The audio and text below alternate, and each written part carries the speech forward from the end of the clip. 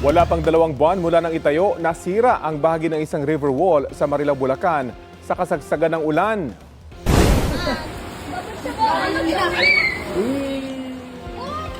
Sa kuha ng ilang kabataan, kita ang unti-unting pagguho ng lupa sa tabing ilog nitong Lunes.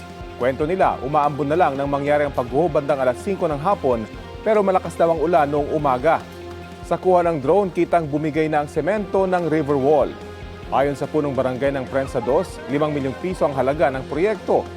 Paliwanag naman ng contractor, hindi substandard ang proyekto. Posibleng dahil daw sa bigat ng tubig kaya nangyari ang pagguho. Pinaiimbestigahan na ng alkalde ng Marilao ang nangyari. Hindi po siya substandard. Ang nangyari po dyan, sinunod po namin yung sa program of works, kung ano po yung mga nakadesign, kung ano po yung mga gamit na bakal, mga kapal po ng semento, sinunod po namin. Siguro po kaya po nangyari itong ganitong pagguho dahil po sa bigat po ng tubig. Kasi po pagka ang lupa nalagyan po ng tubig, bumibigat po ng todo. Landslide prone po ito. Aral na rin sa amin yung to improve our design.